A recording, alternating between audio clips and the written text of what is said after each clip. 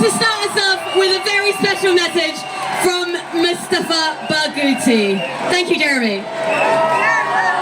Thank you. Thank you.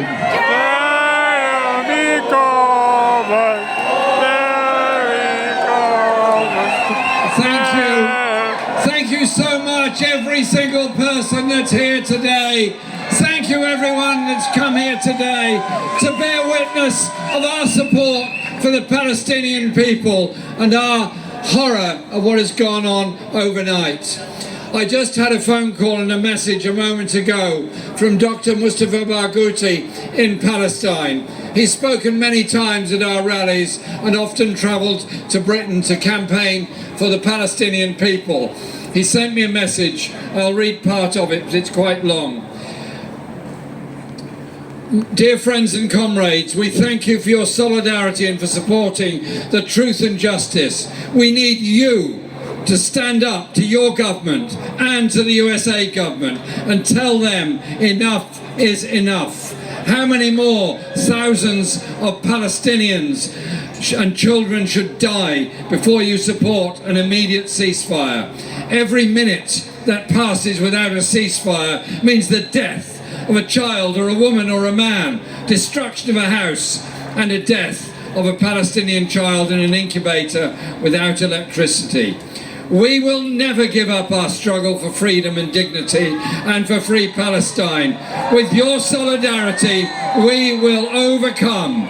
And the day will come when you will tell your grandchildren that you were part of the noble struggle for a free Palestine.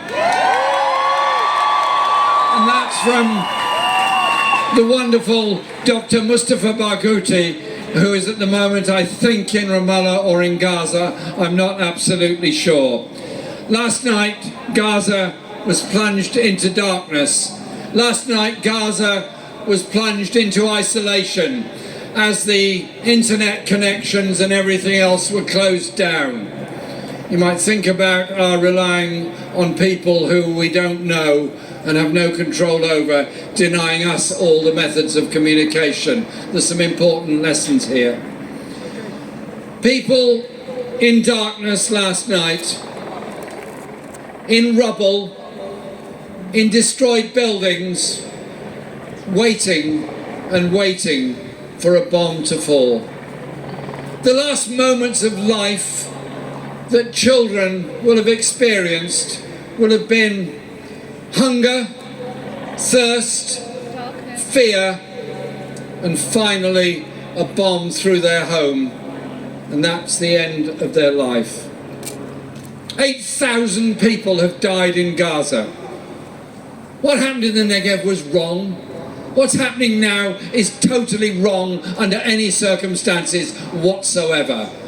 There's nothing about humanity or humanitarianism in what is going on at the moment in Gaza, and also in the West Bank, and also the fear that so many Palestinians living in refugee camps have as well. What we're witnessing is the destruction of life, of culture, of art, the artist that will never paint again, the teacher that will never paint again, the baker that will never bake again, the taxi driver that will never drive again. All people being bombed by 21st century weapons into a nation under siege, in poverty, in reliance on the UN for all the basics of life. This is abominable beyond belief. We're here today in Parliament Square, as are thousands of people all around the world, sadly bearing witness to this on television.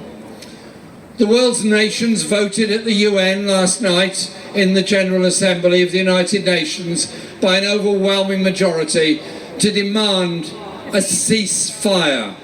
It's not much to ask a ceasefire when children are being killed by weapons coming through the roofs of their homes. And to their eternal shame, and it is an eternal shame, the British government abstained on that vote. The United States voted against. And James cleverly, on television this morning, claimed that our duty was to stand in solidarity with Israel's defence. I ask myself, what is defensive about bombing a school or telling a hospital team leave the building because we're going to bomb it when it's already overfull with desperate people? We're witnessing the destruction of life. We're witnessing the end game of the arms industry that supplies all these weapons that kill all these people. We're seeing the end game of political convenience and triangulation that cares more about what this person thinks to that person, to this industry, to that industry, to that interest group, to the other interest group. What about the people that are dying? What about the lack of human rights? What about the occupation of the West Bank? What about the refugees that are all around the world? And so we say no, no, no to the ethnic cleansing of the people of Gaza, which is going on at the moment. And never forget that 90% of the population of Gaza are themselves either individually or by descent have come there from the Nakba in 1948. Are they now going to be driven out of Gaza to form a new Gaza in the Sinai, and then the whole thing will kick off again? Or are we going to witness a ceasefire and a process that brings about peace and recognition and an end to the occupation? I have visited all parts of the region many, many times, and I've met wonderful people there, and I've been in touch with them by the phone and so on over the last few days. Their stories are heartbreaking. The artwork that people are sending me over the phone is devastating when you see all their painting and all their drawing is just about the destruction they're witnessing. It's their form of therapy to try and get through. One place I loved visiting in Gaza was a place called the Beach Primary School. It's right up the top end of the Gaza Strip, the north end of the Gaza Strip. You go onto the roof of the school and you can see the fence around Gaza. You can see the lights of Ashkelon to the north, and you can see Israeli soldiers just over the border in Israel. And this school is beautifully run by a very, very dedicated, wonderful group of teachers and supporters through the United Nations Relief and Works Agency. Beautifully kept, beautifully run, and the children full of enthusiasm and hope and singing and dancing and sport and literature and poetry and art and everything else, enthusiastically showing me their paintings and reciting in Arabic, translated for me, the poems they'd written.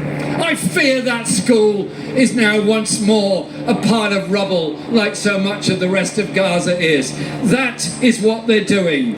They're destroying life itself in Gaza. Like all of you, I feel very angry and I feel very frustrated. I want to live in a world that's free from racism of all sorts. Islamophobia, anti-black racism, anti-Semitism, any form of racism is unacceptable in any way. And I want to live in a world of peace. I want to live in a world where we respect each other, where we don't think security is the ability to kill our neighbour, where we think security is the ability to support our neighbour, to feed our neighbour, to help our neighbour, to respect our neighbour. That is what we want. And so it's that sense of powerlessness that's brought us all here today. But voices here, voices in every city in this country, voices all over Europe, voices in the USA, voices in South Africa, voices all over Asia are speaking out. People who've never ever been on a march or a demonstration before are so appalled at what they're seeing. They're coming out to call for a ceasefire, call for peace, call for an end to the occupation and justice for the people of Palestine. Quite simply, we want peace. What do we want? Peace! Now! What do we want? Peace! my friends, thank you, everyone, for being here. We'll be here next week. We'll be out every day. We'll be out on the streets as long as it takes to bring peace and justice for the Palestinian people. Thank you.